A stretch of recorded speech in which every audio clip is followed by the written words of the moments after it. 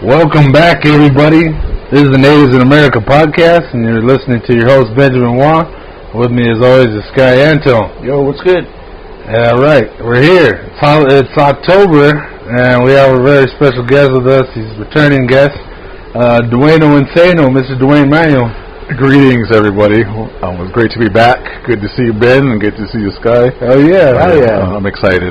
Oh, yeah. Yeah. It's Halloween. We discussed this way back when, I think. It was like maybe months ago. Oh, yeah. After we recorded with you, and we kind of talking stories. I think we were talking scary stories with Isaiah. And he was listening. And he said, hey, man, I'd like to come on and talk, too. And then he proposed the idea of our Halloween special. So that's what we're listening to and recording to today is a Halloween special. All right. Time to get spooky. Yeah. I don't know. I'm going to try to get this out as soon as possible so that you guys can listen on your way to Halloween so that we're not listening to the Halloween special after Halloween. It's this guy's making a face at me. He's like, motherfucker, this guy. So yeah, we're recording. What is it? Mid-October. We're a little past mid-October now. Yeah. I think it's the 21st. 22nd. Or 22nd. Okay. I don't like throwing out dates because it just shows how bad I am at putting these out. 2 more weeks. We got some tea light candles going on here, and we got a couple of pumpkins throughout the room. We're trying to get a little in the mode here, some festiveness, Ambiance. Yeah. I think tonight we each kind of have our own idea of what we're going to be talking about, but I think we're doing Halloween, scary stories, scary movies, and then all the experiences we may have between all that. So let's see here. I just watched kind of to get into the mode. I don't think I even finished it because I had to go to work, but I started Annabelle. So that's been out forever, but I never got to watch it. I always saw it was either a preview or maybe the beginning of The Conjuring. I think it was the beginning of The Conjuring where the nurses are talking about how the doll's running around the house. And it doesn't have to be Halloween or October for me to watch some scary stuff. You know, like I love being on YouTube, and I go down the rabbit hole sometimes. You know, you see just I think YouTube already knows what I'm into. They always suggesting some dark shit. Yeah. There's always like shadow figures. You know, they got those get you images where you see it and it's like, oh, I gotta see what that is, and never see it again. Clickbait. Yeah, it's total they call clickbait. it. Yeah. Yeah, well, I'm a hardcore clicker for sure. I gotta turn my phone off here, or at least silence here. So, what have you guys seen lately? Oh man, I've been watching a couple of things. Actually, me and my lady just finished watching a show called The Watcher on Netflix, which is based off a true story about this house that this person was sending letters to the people who lived in the house, and the letters were like I'm watching you. It was pretty good. I liked it. I recommend watching it because it's a true story, and I think it's unsolved to this day. Well, kind of speaking on that, unsolved mysteries. I don't know if you ever watched any of those new ones. I just barely saw it coming out new. They came out. I think they have 3 seasons now. The 3rd season just started, and we just watched the first episode of the season. They're really good. I like these new unsolved mysteries. They're pretty tight. Yeah. They're a trip. I saw in the advertisement they were saying, "Help us solve them." They're like, "Oh, you want to join in and help figure out the mystery?" I was like, "Oh, damn, they're really pushing that." Yeah, they are. Wasn't that how it was back in the? I remember the music, and as a kid, that was pretty creepy. Yeah, I'd always be all freaked out, like, "Oh, the show's coming on." Back when all you had to watch was TV, you know, we'd be gathered around the TV about this time, maybe 5 o'clock, 6 o'clock. Yeah. Unsolved Mysteries, yeah. Do you guys remember a show that came out in the 90s? It was on regular TV. It was called Sightings. they did a lot of paranormal shows. It was on regular TV. I tried to look it up online, and you can't really watch them at all because it's so old. But it's called Sightings. I don't know if anybody that's listening remembers that, but it was like on channel, I don't know, 12 or 15 or something. But it was on regular TV, and it showed paranormal stuff. 12 and 15 aren't regular TV for us. This is out on the res there. Yeah, look it up at Wikipedia. I'm pretty sure they have it on there. Okay. But you can't really watch any of the episodes because I don't know where they're at. No kidding. That kind of, I guess that kind of stuff triggered my interest, along with all other things of the scary stuff. Yeah. And so, like stuff like that was what I like to watch back in the day. Yeah. I think it's been like a lifelong love for me is to see something I can't explain. Something little creepy. Yeah. I've brought this up before. Like I've been thinking about it a lot lately. Like I still say it. Like even if it's not something scary, I still go Jesus or Jesus Christ when something's like messed up or like you see something just kind of out of place and I'm like Jesus. And so I've been thinking about it. Like as a kid, when I used to take out our trash down in cells, there was the trash way down at the end. I've said this with Sky. Is like it was just dark. It was almost an alleyway, but it was just the end of our apartment complex. Yeah, and I'd take out the trash. I don't know why, but always at night. So it'd be just shadowy, and I'd just be like, Jesus, Jesus, Jesus, Jesus, Jesus. Like, we used to go to church back then, so like there was this little childhood familiarity with Jesus, and like, oh, he'll protect me. Hopefully, So I used to say that a lot. I was like, Jesus, Jesus, Jesus. I'd be taking the trash out, just walking through the dirt. The Savior. Yeah, something, I don't know, just somebody looking out for me. I wasn't saying Itoy, but I think I didn't really get into that until later. Itoy. The obsession with the dark and mysterious has been with me all my whole life. Yeah, that's very similar for me, too. Like, since a little kid, there's something, I guess. Like, I grew up watching, like, movies with my dad. We watched movies back in the day a lot. Yeah. VHS movies, and so like my father probably is the one who brought the scary movies and action movies into the house, and so we watched all those with him, back in the day. So, but scary movies they always just stuck with me. It's always fun. I guess it's that we like to get scared, right, as a humans. I don't know. Yeah, what that dopamine, I guess, when you get that thrill, you get your heartbeat moving. We get a hit of dopamine, and we love it. Yeah, we pay to be scared. Yeah, like Nightfall. Exactly. Nightfall is going on right now. Or Slaughterhouse. Yeah, the Slaughterhouse. Like I was wondering about that. Like, does it go back to our animal instinct and like in regular life? We're just going through our life. There's no thrill like that. So then we go to movies and scary movies or experiences that are supposed to scare us on purpose to get that thrill. Is it dopamine? Good question. I think so. I think I should have looked it up before we came here, but I'm sure that's what it is. Because we get addicted to it. Yeah. And so, like, people who thrill seek, people who jump off cliffs and bungee jump and fly, they say that adrenaline, gets it, and you just. It takes a hold of you. I mean, that, like for me in my background, graffiti artists say they like that adrenaline from, almost being caught, or that thrill of knowing you're doing wrong and you might get caught. So, that's one kind of the way to look at it too as well. Yeah. It's got to be addictive for sure. Yeah. Well, we kind of celebrate the concept of fear. It's all in our head, but then we all have levels to what we can take, I guess. But I mean, not going off topic with scary movies, but I remember I was scared to watch like Faces of Death, and I knew a lot of people that watched that shit, but it was always kind of like, this is too real to watch. But that's funny. They were there. It was there. Even the movie just being there, it was kind of scary. So it was kind of like, there it is. What's in there? That's funny you bring that up, because I was thinking about that the other day. Since we've been talking about this episode, I was thinking about movies I like to watch, and then movies I didn't really like to watch, but I was interested in, like those Faces of Death. My dad will watch those, and he would watch it with us. He'd be like, "You sure you want to watch this with us? You're gonna get nightmares." And like, yeah, you know, like, we watched like, my brothers and stuff like that. And so, Faces of Death. I don't know if you guys are familiar with Traces of Death. It's another type of movie. They play death metal on there. If you ever see that one, yeah. No. It came out around the Faces of Death era. It's called Traces of Death, though. But that one, that Traces of Death, is a little bit. It's supposed to be more real, because you know that first, I think, couple of Faces of Death, they had a lot of staged fake scenes.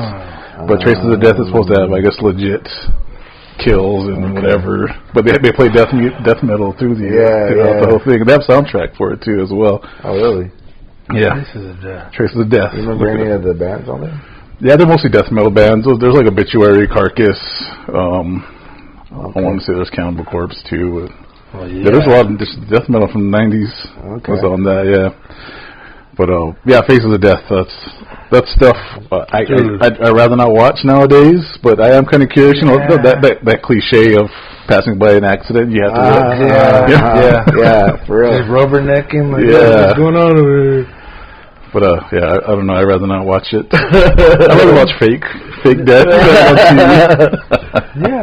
How about that? Like, what's that about? Like, if it's too real or actually real, then it's just like, maybe it's like it makes you think that could be me kind of thing. Like, that could happen to any of us. Like, damn. Good point. Yeah. I got two things to bring up here. One, I remember my sister, she always kind of brought new things into my life, and she once introduced me to rotten.com.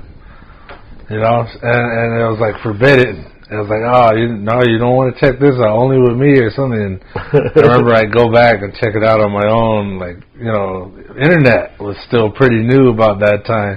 So you had to go to like a computer at the library or something, you know, check it out, nasty shit like rotten.com. But it was like, that was another one of those things. It was like a sick, I don't know, like interesting, catch your eye, kind of like, I want to see something that I've never seen before.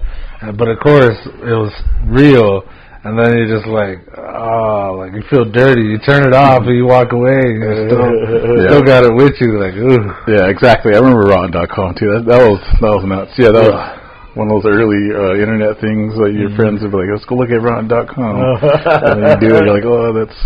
You feel your heart beating. Yeah, you can't unsee it, but I remember looking at it, and you could just feel your heart beating, like shock, I guess you would say. I remember the picture that they had, and one of the pictures that kind of stays with me is they found a guy that was in the ocean for a long time. He was, I guess he had to do with the mafia, so they found him in the ocean, but I think it shows him with his hands bound and his legs bound. They pulled him out, and they took a picture of him. He's just like bloated, and his eyes are kind of popping out. It was really weird. There's some strange stuff on there. For me, there was a guy laying in the back of an ambulance. And he's laying there, and his pants legs pulled up, and apparently he had like gotten an injury, but didn't go take care of it. So, like every inch of his leg from his calf, like all the way down to the tip of his toes, was just covered in maggots. Like they were all just eating like all the flesh on his leg, and I was like, like that one stuck with me. Like, I'm sorry to even bring it up, but it was like, you guys got to share my pain now. Like, it was like, ooh, like I think that's all I really remember from Rotten.com was that picture, that image, just squirming, take care of your wounds, people. Yeah. Take care of it. You got something going on, go take care of it. Go to IHS. Yeah. Damn. All right, I feel dirty again. I feel dirty right now. There was all right. So the other thing I was going to bring up was a while back. This is a real story. It was pretty recent. This lady ran through intersection like 90 miles an hour or something like that, and crashed, and like all kinds of people got hit as she went through it. And for some reason, I was thinking about it. And I was like, we saw the original report, but then I was like, I asked my buddy. I was like, did you hear anything that came of it? Like, did you hear anything else about it? He's like, no, I haven't. So we looked it up, and there was more reports and more, photos, more reports from the courthouses, and we started looking at one of these photos, and there was like one major photo of the crash scene, and at first glance, it didn't look like anything. It was just like, there's a wreck and there's a cleanup. And then I accidentally, like, while we were pointing at it, I accidentally, like, touched the screen and it zoomed in. And we started noticing that there was freaking sheets laying in the scene. So there were still people in the scene. It was just like, oh my God. And we just all just sat there like, we couldn't look away. We kept looking closer, but it was like, when we finally like, all right, why are we even looking at this, guys? And we turned it off. And after that, we were just like, yeah, you want to watch something funny now? Yeah, no, I can't unsee that, you know? It's gruesome. Watch something funny. Yeah, so what is that? Like, it's like, even now, like, I feel dirty thinking about it. It's like, it's almost like we're skin. Yeah, almost like we got to cleanse ourselves after them. Yeah. Anyway, mentally, we should have had some here. Totally, man. Whatever we record in person, we should. Yeah, exactly. Isaiah, he brought us like an incense. That one time, it was the first. It was like, oh, that's something else. And he lit it. And we just started recording. I was like, all right, that's cool. Yeah, that was something else. Yeah. I like that. Next time. All right. So gruesome. We're talking this dark thrill.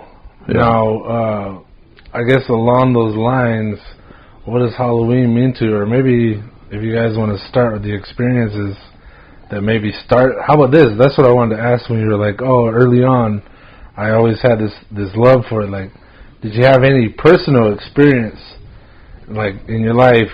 I'm asking you both to think about it. That kind of brought you into that realm, like your first taste of fear or taste of something where you're just like, ooh, this curiosity, like maybe you started it, fueled it. Do you guys have like an original experience that happened to you, like maybe early on? Yeah. So I think for me, like coming up again, with my father being a rocker, you know, he brought a lot of album. I remember looking at his albums, looking at album covers. So he had Kiss. I always liked Kiss's makeup. I always thought that was cool. And so I remember this Halloween, you know, back then, you know, being poor on the res, we didn't really have money to get like full costumes or anything like that. Yeah. And then I think what my mom brought home was a cape, like a vampire's cape, so a makeup kit, you know, one of those makeup kits that you get, and then a fake blood, which I think came inside the makeup kit. I love it. Yeah. And I was really into the fake blood for some reason. Yeah. But anyways, my dad, you know, my mom's like, yeah, you can, you know, do something with him with this.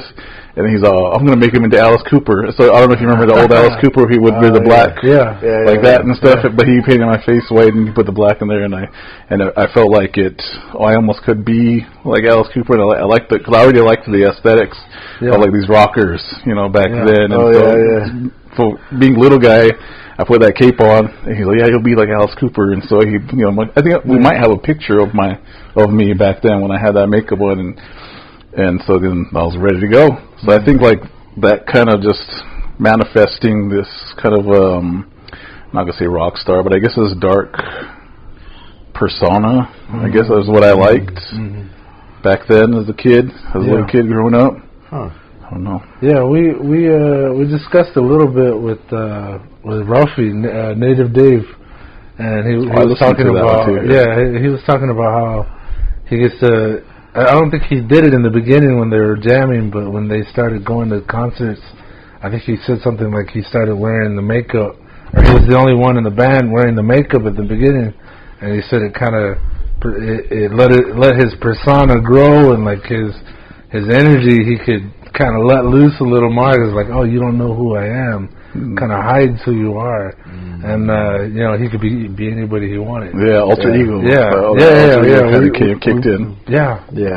There's this poem about I forgot who wrote the poem, but it's a reverend or a priest. He shows up to the service one day, and he's wearing a veil over his face. And throughout the poem, everyone's kind of tripping on like, why is this guy hiding his face? And it's just kind of like this, you know, he's a priest, he's supposed to show who he is, but I guess we all kind of can hide behind something and be something else. So it's almost like, again, that celebrating fear, but then that let's turn into a freak and just go do stuff. But is it mystery too? Like a mystery that the draw. I'm talking like the draw. Like I'm sure everybody who saw the priest was like, I want to know what's under that veil. Like, show me. Curiosity. Like, I think it's like how we all judge each other and how we all kind of, you know.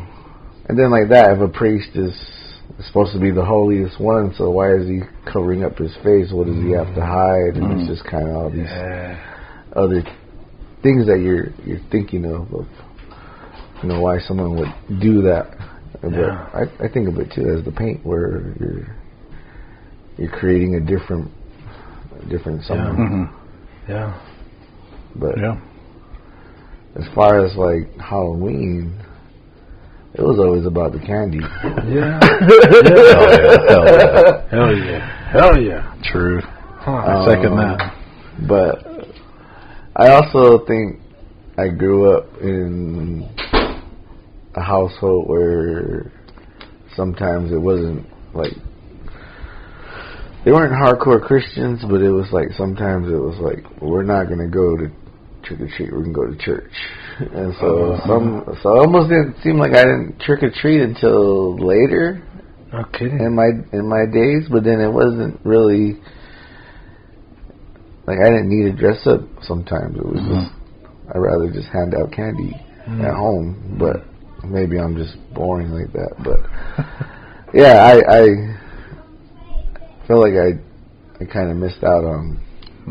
Interesting. I mean, because I think at a certain point where, well, I guess when did it change to, oh, I need a costume, to where you're an adult and you have the holiday too, and you're just kind of trying to get scared, or I mean I don't know what I'm saying, but I'm just,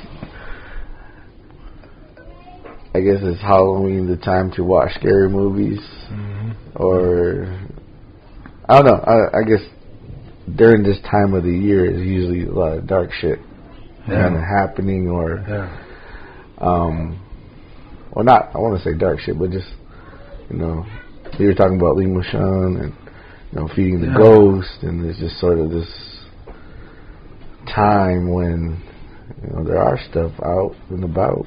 Is there something to so I didn't say it on the recording, but I brought up that I never really participated in Lee Mushon, but it was like All Souls. I always did All Souls, and I didn't know they were connected.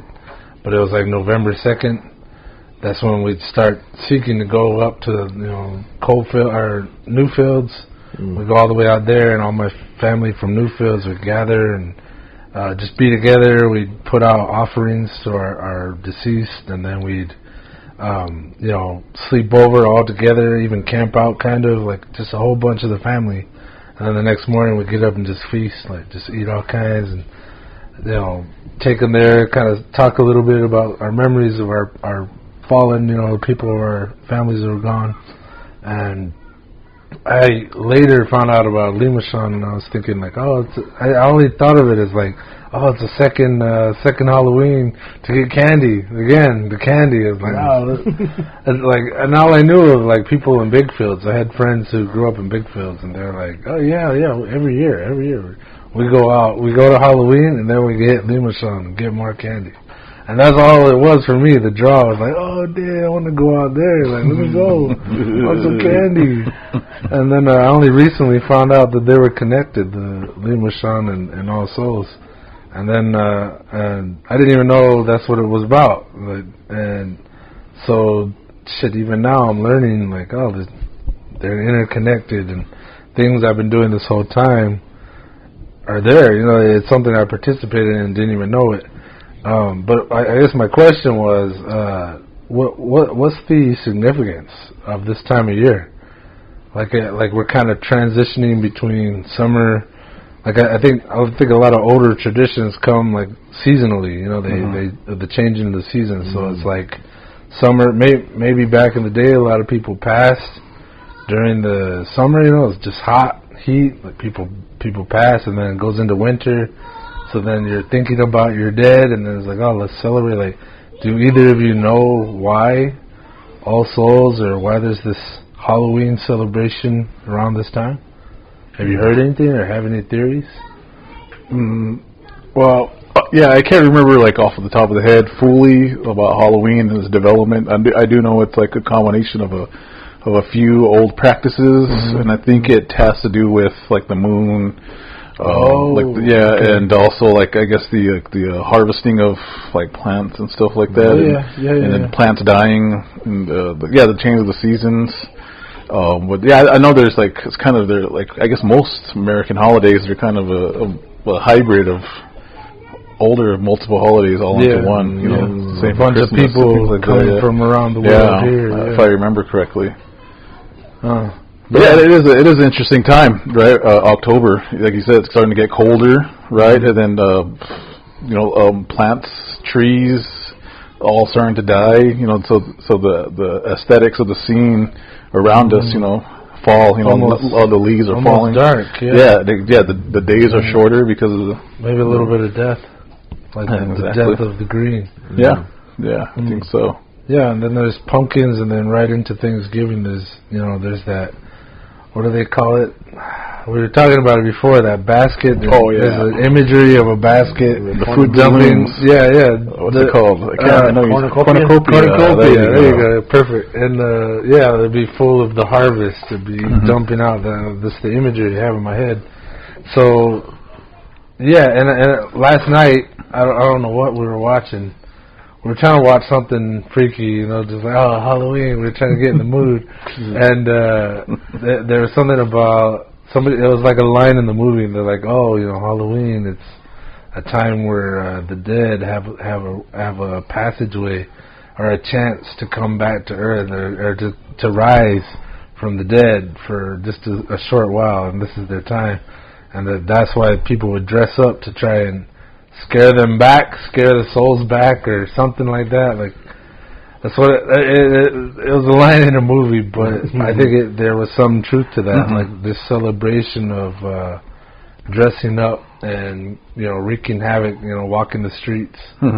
And you know what it was? It was fucking Hocus Pocus. I thought it was I think it's Hocus Pocus. Yeah, we were trying to watch the new one last night because I keep hearing about it. Okay. But there's some truth to that, and they were also trying to both the movies that came out, they kind of start in the old times and then they fast forward. So I think they're kind of going back to that time. Maybe where the story originates of Halloween. So I've been thinking about that a lot lately, and I was just wondering if you guys had an opinion on that. Like I guess we've already. I think so. I think because I think that you have to look at the jack-o'-lantern, because I think the jack-o'-lantern itself has a history too behind it and a meaning of why they use the jack-o'-lantern. But I think it's similar to that kind of scaring off of those spirits or the dead, I think. Yeah. That's why people put them outside their houses, if I remember correctly, because it causes them to ward them off. Yeah, ward them off. I think that's what. And there's something about the name Jack. I think it has to do with somebody. Really? Oh yeah, I should have Googled that before it came about. But I'm just kind of recalling from my previous knowledge, which isn't much. But I'm sitting here like, man, why don't we have a laptop out? We rarely record with one out, but yeah, it's fun to kind of. I'll Google it right now. Let me do it. Google it. Google that shit, bro. I mean, I've been watching a lot of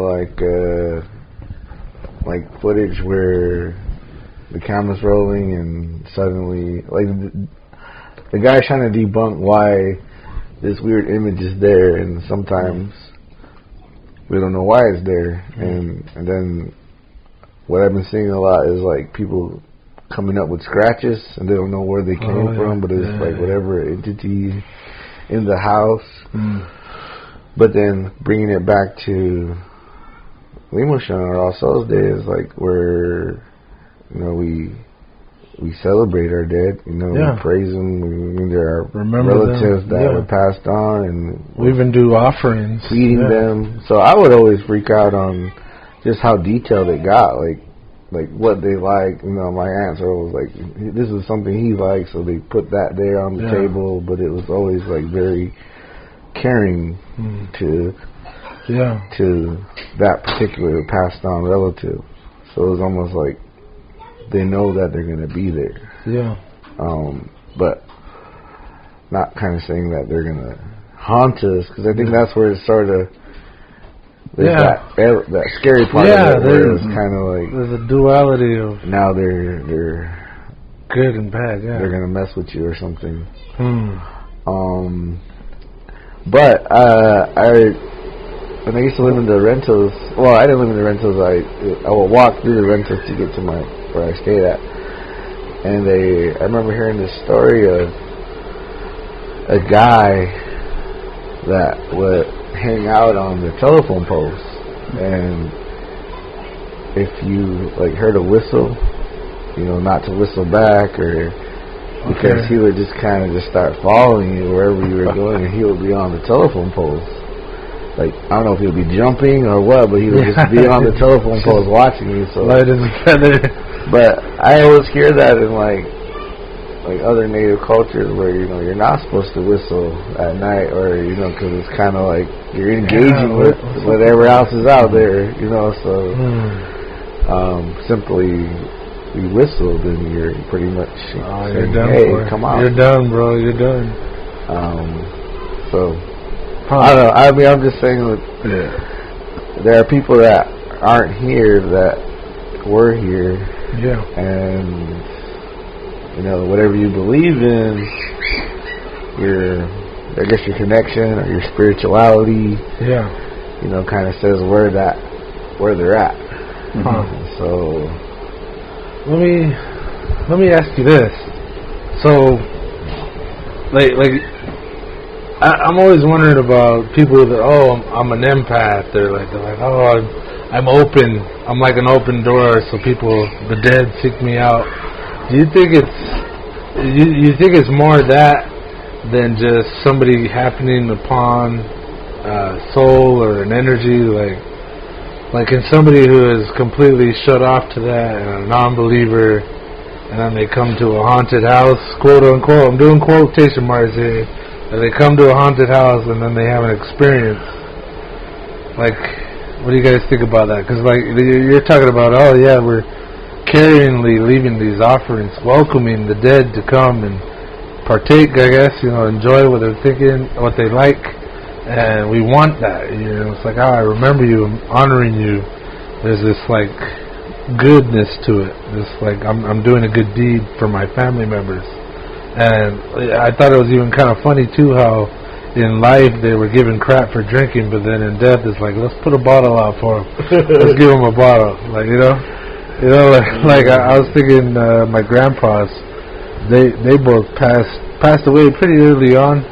They were around. I got photos of me with them, and I remember them spending time with them. And they were pretty old on, already up there in age, where they're kind of just.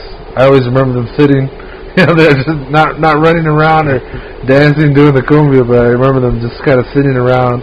And I remember the bunch of times when we go feed, they'd always have some cigarettes and some bottle, maybe a little bowl of menudo, their favorites, and so there's that positive side going on, but at the same time there's the opposite, where maybe any other time of the year you don't want any contact with the dead or the undead or whatever you want to call it.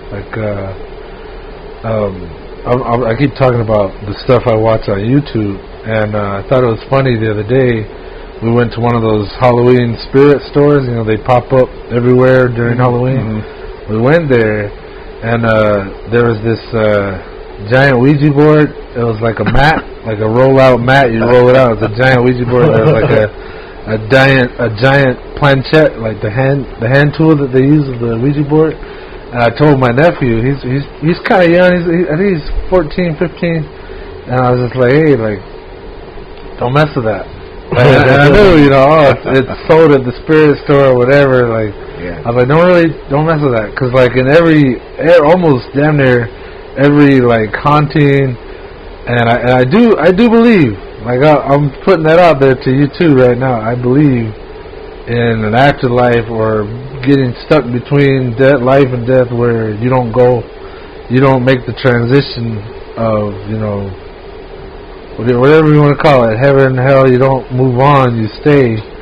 And sometimes really bad stuff happens where there's an energy kind of left on the house.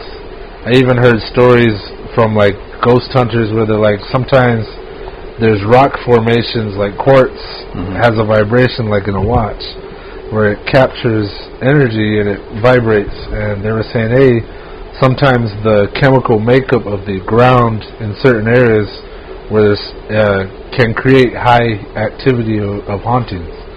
So there were, for me, that was like science. Like I need science. I'm a real sciencey guy. I always talk about science on here. It's like that kind of made it even more plausible to me. Yeah.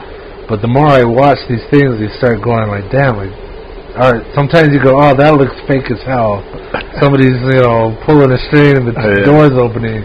But sometimes I've been experiencing stuff. I don't know if I've opened myself up, but like I said, a lot of these videos, people start messing with the Ouija board, and then sometimes it's more than just a haunting or a ghost. It's a demon. They're like, there's something much worse here. So I thought it was funny. I kind of chuckled to myself. I just showed how I feel. I told my nephew, hey, don't mess with that.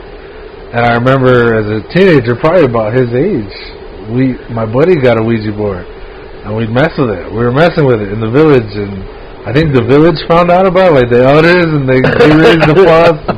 They're like, no, Ouija boards, you're out of here. Like, you're out of here. You keep that up, you're out of here. And I remember hearing, like, oh, you're moving it. No, you're moving it. Like, all that. And all that jazz, whatever. Yeah. But I remember a couple of the girls, the older girls, they were maybe a year or two ahead of us in school. They were trying to mess with the Ouija board, and the planchette moved on its own without them. Like, snap. Like either came at them or pulled away from them when they sat down. I wasn't there, but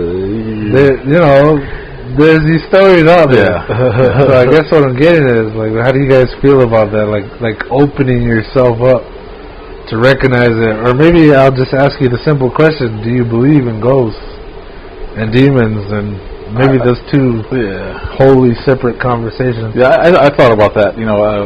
Ghosts, for me, I like to think there's a difference between ghosts and spirits. I think I believe in spirits for sure, and that means both dark and good spirits, I guess you call them. I guess dark will probably be evil, I guess you would say, for lack of a better term. Yeah. So I definitely do believe in spirits, and so kind of the thoughts I had while you were talking is that back at home I grew up on what is called Victor Acres 2, which is the housing projects. You probably be familiar with the housing projects themselves. Like this is the house that they try to make this for low income families. So anyway, that's where I grew up, and so the house we stayed at for a long time. There was a point where we were the family, me and the fam. We were kind of seeing things at the corner of our eyes, and we all kind of were seeing, like something walk by, or like something like we kind of, you take a look and you had to double take to see what was there. Yeah. And so, I think my little brothers are probably seeing more. Something passed by. Like, I think I heard one of my little brothers say to my mom that he saw like somebody run by or something like that. And so she told my grandfather, my grandmother's brother, who is not with us no more, but he had medicine, and so he came to fan off the house one time because I think that we were kind of seeing him more and more, and we became a little concerned, right? Yeah. And so he came by, and so he did his thing. He went into each room of the house with his fan, and then he came back out when he was done, and he told my mom that what we were seeing was these spirits. Because where our house was sitting, there was an old trail that these Otham used to use back in the day, and he said they still pass through here when they're walking. And so he said, so they're not bad. He said they're just passing through because of that old trail that was right there. And we're like, okay. So, but after he was done with the house, we never really experienced something like that again after that. Wow. So those, and another story about my grandfather who's not here, how he bought, is I'm trying to remember this. I heard when I was younger is that since he had medicine, somebody came to Salt River. I think they came to our museum, and they were having this issue. It was like older white folks, I believe, and they lived on Camelback Mountain.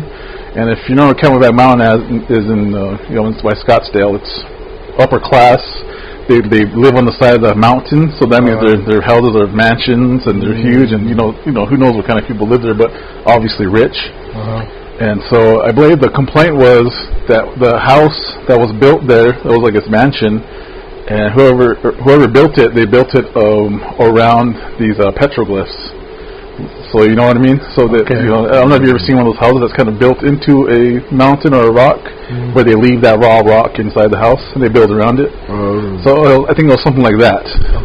So that they're rich, because I think you need to be rich to kind of make those kind of houses on the side of the mountain. Right. So I guess they were experiencing things, like spiritual things, and they were seeing things. And so they came to Salt River, and I think somebody asked him, they came to him to go over there and see what was going on. So he had to go over there to that house, and he had to bless it. And this is a long time ago. I was little when I heard about it. Actually, I should have followed up with my mom about it. Say, hey, you remember that time I heard you guys talking about this? So, those spirits, I think, are definitely kind of all over the place. So I've always been told that they're everywhere. You know what I mean? They're kind of still doing their thing. I don't know what that is, but they're definitely around. So I believe in the spirits and the afterwards. Yeah. Nice. Yeah, that would do it. Yeah, that would do it for sure. That's very close to home. Sky, you got anything like that?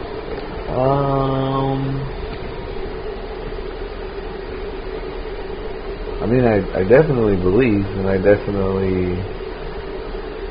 Now, why? Why though? Why do you believe? Why do I believe? I mean,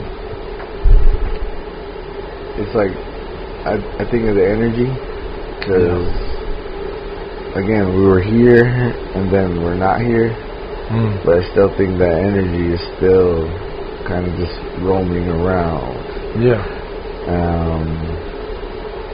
But I mean, I only know it well enough to, like right now where I'm alive, but like, are you? I mean, I think I am. Yeah. But like, I guess that whole idea of having this alternate reality where there's still ghosts in the room, or there's still people that were there in other times in the same area. I mean, we're still in the same space. Yeah. Occupying the same. Yeah, so there's bound to be energy. Yeah. But then I guess like the levels of it, where it's negative or dangerous or like that, it's just somebody that likes the house so much that they just keep coming back. But I think I'm more like, a lot of times, like at my grandma's house, or even our house, where the door just opens and it's like the wind. The wind. Oh yeah, the wind. Like quotation marks. Like, come in. Yeah, we're welcome to come in. Like, I guess I'm okay with it, but I've never. Well, at least it's never gotten that bad, but. Knock on wood. That's not like, I'm not saying come challenge me, because I think that's another part too. Because I remember one time, I said something about somebody that was like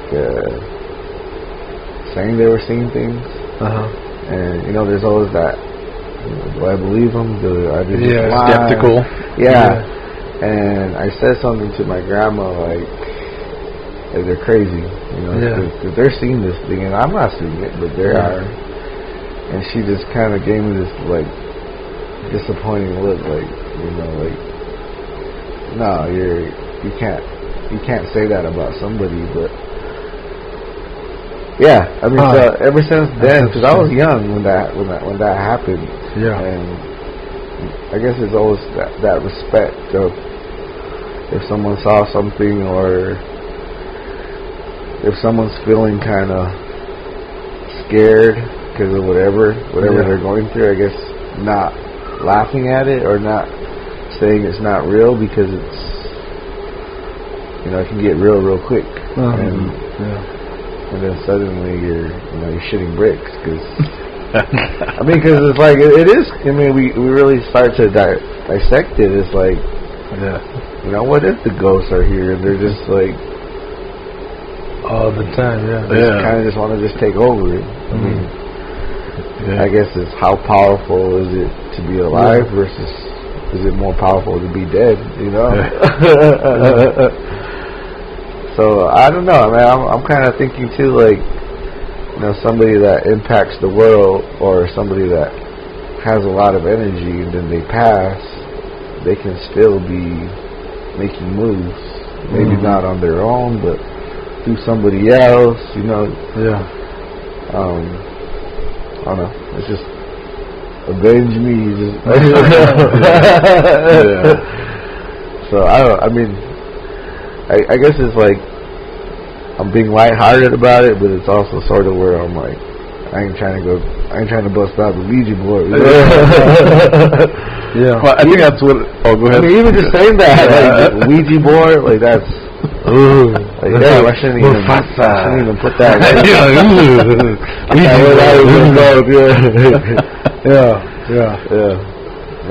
Well, you respect it. You I guess that's the way I go about it too. Is you kind of respect those things and you don't really bother it or try to. I know we're talking about it, but you don't. You're not going to get a Ouija board and start trying to ask it questions. But there's that kind of respect. And I know, Ben, you did it. You're probably curious. That's why with your friends and stuff like that. But natives, we kind of, when these things happen, we know like to leave it alone and not really, bother it to whatever that is. Well, curiosity got me at the time. It was there. It was my boy. He's the one who bought it. He had it, and he wanted to play with it, and we're like, oh, all right. Yeah, but it really came down to like, you're pushing it. Like, no, I'm not pushing it. And we just left it. I don't even. Okay. By what I know now, we didn't even operate it correctly in a way that's respectful and. You're supposed to close it down. You gotta close out the board. You gotta say goodbye.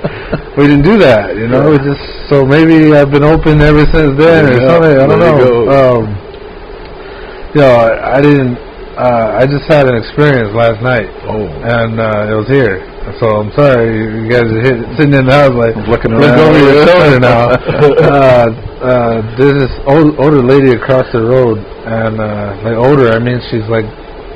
Close to pushing 100, I think, and she's always talking about the guy who lived here before us. This was his house before, and he was the only one that lived here, and then one day he passed away here. And I believe, like, people, my cousins have come and stayed here when they needed like a spot to stay, and they've reported uneasy feelings in the back room. There's 4 rooms here, and the back room was his room, and they feel uneasy back there. And, I hear that, I'm like, yeah, all right. Every now and then I'll hear a sound, I'm like, oh, that's the wind blowing over the flat roof, and the roof is flexing a little. I'm hearing things. Swamp gas. Yeah. I'm here by myself a lot. And, but I guess my son's here, and he'll go home to his mom when I take him back. And his mom will say, hey, your son's saying there's a guy there. And I'm like, oh, okay, well, whatever. And then my sister's dude, who's no longer with us, and God, let him rest in peace. He used to say the guy's name. He'd hear a noise and then go, hey, knock it out, you. Like, hey. Like, oh, wow. And like I don't even want to say the guy's name. Like I know it, but I'm not saying it out loud right now because that's. The feeling, like, you guys are going to go home and I'm still going to be here. I got to do this. But last night, well, it's funny, too, because, like, I'll catch myself. I'm always watching these videos, so, like, I'll catch myself walking towards our bathroom, the first bathroom, and it's there's a corner. There's, like, a dark, blind corner going into that back room. And I'll catch myself like walking a little bit faster, trying to like turn that corner, like trying to get into that bathroom a little quicker because I don't want to see anything. Like most of the videos, you'll see something, peek, and I don't want to see anything peeking. So I'm like looking at the hinges on the door, I catch myself kind of hustling into that bathroom, and I close the door just so I don't have to see like an edge where I can see a peek or whatever. the mirror, whatever. Anyway, so I take this serious, and I'll catch myself taking it a little more serious than I want to allow it. But last night, I needed to use the restroom, and I think my sister was in there showering in the middle bathroom. So I was like, didn't even think about it. I was like, I'll just go to the back bedroom. I had my phone. And I had it on, so like that was all the light I needed. I didn't really feel like, I'm gonna flip on a light. And I went in the bedroom. It goes bedroom. It's like a master bedroom and then a bathroom. And I just kind of wandered in there, light on, and like all I could really see was the light from my phone. And then I heard like sleeping, so it sounded like somebody was sleeping on my mom's bed, and I was like, and I kind of paused and like turned back and like swung my phone around. I believed it so much. I swung the phone, like I wanted to see who's sleeping in here, like that, and nobody was there. And I was like, all right, I'm going to use the restroom because I still had to go. So I got in the restroom, and I closed the door. Like, I could have left it open because nobody was back there, but it was like, close that door. I closed it because I was like, just in case, just in case. But that's the thing. Yeah. Like I believe, And there was another time I was sitting on the couch here, and I kind of heard here in the kitchen right here. Oh wow! And I was just like, I just paused and like I froze, I froze, and then I realized it was the water dispenser, like it was adjusting or something, like the water pressure was changing and it was heating, it was heating or cooling the water, and I was just like, oh damn, like, cause I kind of like, I was like, all right, and then I stood up and like went to turn the corner into the kitchen here. And like just like nobody's there. Like I was just sitting there like nobody's breathing in the kitchen. I'm the only one here. So I stood up and I turned the corner, and then the breathing suddenly was behind me, and it was the water dispenser. All right, and then here's the last one, and then we'll move on. Here is the other night. I was here alone. I got here, and then I heard.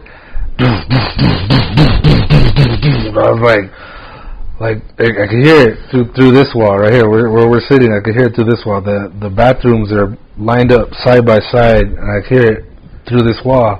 There's banging, and I'm like, oh god, like oh shit. And I was like, all right, I'm gonna go look. You don't ever go look. All right, I'm telling you right now, in these videos, you don't ever want to go look. But I went and looked, and I got in the back bedroom, in the bathroom, and then I heard it banging more. But it was like between the bathrooms. I was like, what the hell? Yeah. And then it dawned on me, I'm washing clothes.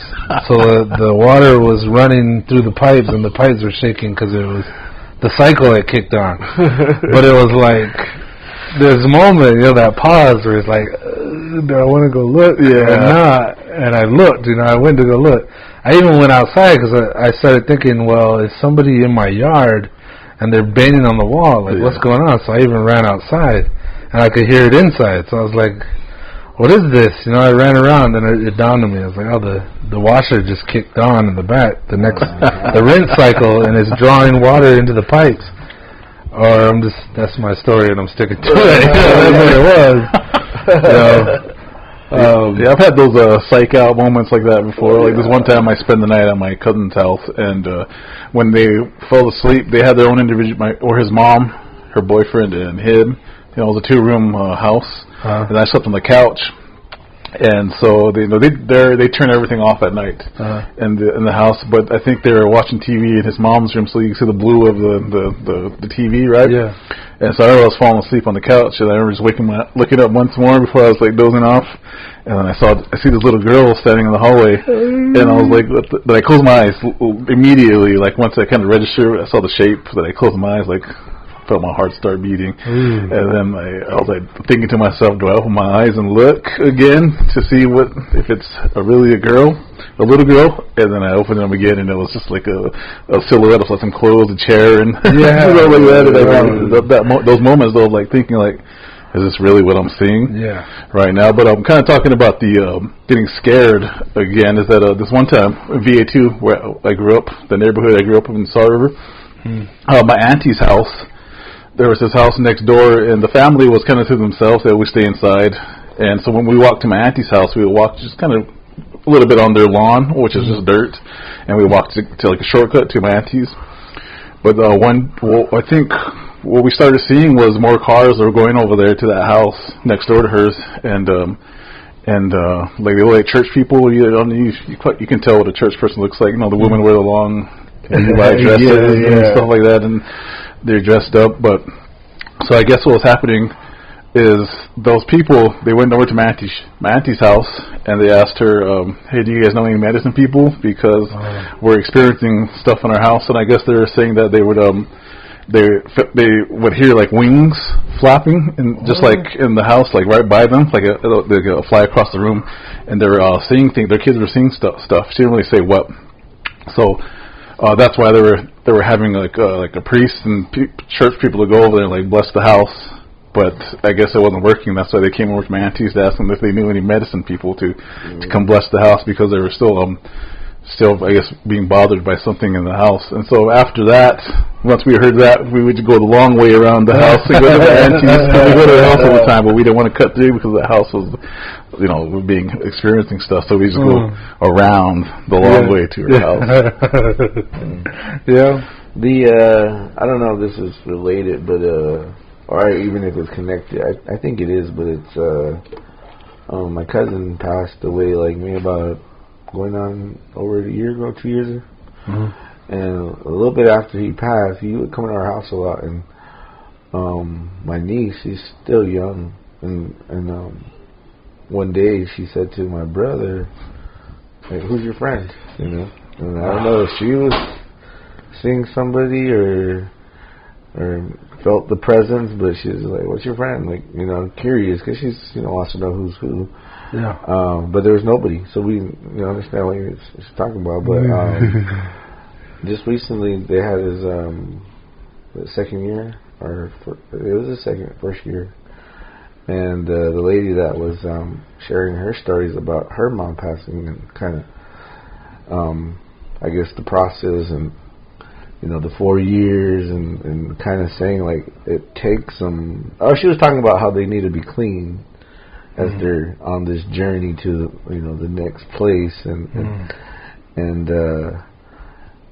just kind of, you know, it takes a while, you know. So that's kind of like that time where we're remembering them. Those first 4 years is sort of like their journey back to wherever. I'm generally talking, but it's just. Maybe about a couple months after that service, and she was hearing that, I had a dream, and I woke up, and it was like all these relatives at the table, and we were just, you know, it was like we're talking, but it was just sort of like a family moment. But it was like I woke up like happy, like I woke up like renewed and joy. And there was almost too many people in the dream to where I couldn't register who was all there. But then when I thinking about it, because usually I'll forget my dreams right after I wake up, and I saw my cousin there, and I'm like, you know, it just felt good to see him in my dream there. But it was like it kind of brought, like, I guess, me feeling happy that I could see him, but yet it was also kind of like, you know, you're there and you're okay. But it was always, I mean, I guess that spirituality, or maybe just, I don't know, where the dreams play a part in what we're talking about. But like having that dream and kind of waking up and seeing him like that, I was just sort of like, I felt good, but it was just sort of like, is he still there? Is he still finding his new place, you know? Or I mean, can I find him there now in my dreams? It was just sort of just this weird, because I never had that relationship with any of my other relatives that passed, or to where you're still looking for them, I guess. So I don't know if that is an element of what we're talking about, but it's just kind of like this, somebody believes that they're there. Yeah. And maybe that's what we see too, is just someone else holding on to that belief of those things that were here no longer here now, at least visible, but somehow just the power of our minds can we can put it in someone else's reality. I think it does definitely relate, when it comes to spirits and then the people who are not here no more, because I've had that same experience with seeing somebody who's not, like, for instance, my grandfather I was telling you about. Actually, I've had a couple experiences or dreams where they came to me, and this one time specifically, he came to me into a dream, and I woke up. This is probably one of the first and few couple of times that I woke up crying was because I seen him in a dream, and then waking up with actual tears, right? But it was a good dream. It wasn't like it was just me missing him. And it was a good dream. It wasn't bad. And so I woke up. I felt that kind of same way. But what the interesting thing was, it was specific to me because that's never happened to me before. When somebody I seen, or a person in my life wasn't with us no more, I seen in a dream, and I also wake up crying in a dream, and then waking up crying at the same time. But then getting this piece of good news like directly after I had that dream of him, I got a phone call that I got accepted into the U of A School of Art, which was something big for me because I was waiting for it to happen. But it happened like directly after that, and so I told my mom about it, and she's like, "Oh, maybe he was there to deliver that good news, or something lets you know that the good news is coming." You know what I mean? So for me, there was just two situations that it was just too I don't know what you would say, powerful, I guess, that really made an impact on me, and so then I've seen other basically my older grandparents, right, that I've seen in dreams, and always having that feel good, those good emotions after. And kind of speaking on that same note is my great grandmother who passed away. This is my grandmother's mother. When she passed away, I remember my grandmother was really devastated that she passed away, and I remember she was really down. And then probably like a week or two after, my brother and my cousin, they saw her, my great grandmother who passed away. They saw her. My brother said he saw her in her room, her silhouette, like on the wall, like there was a light and something like this. And I remember because he came back and he told me, and we were little, and I remember he started crying because what he saw was like it shook him. Yeah. And then my grandma at that time, I guess after that occurrence happened, my mom was telling me, your grandma was all chipper because she felt that. She felt that she was still there, like she knew she was in a good mood after that happened. Even though my brother, it was scary for my brother, or it shook him. My grandmother took it another way. That okay, she's still here. So she was a little bit more like her spirits lifted up a little more after that happened. Yeah. So kind of coincidentally, I just saw again flipping through. I think it was the shorts on YouTube. And somebody put up this message, like, everybody's always posing theories. And this one person posted, they said, when you remember a dream, it's usually a message, something you were meant to receive, like if you still remember it when you wake up. And they're saying the rest of the time where you don't remember it, it's just your brain exercising like this need or will to think or work something out that you're maybe struggling with. And they were saying that when you dream it and remember it and you wake up and you still remember it, it was a message or like something coming through to you. And I kind of liked the idea of that. And so on that note, my baby's mom, my son's mom, she seems to be open to that kind of stuff. And she gets visits, and it's usually in dreams that when somebody passes away, they come and visit. And she said just recently, we celebrated like the year anniversary of my sister's dude, my brother-in-law, and we celebrated him. Like we ate, we had like all these blessings and people coming and like doing their own bit, like their own ceremony to honor him.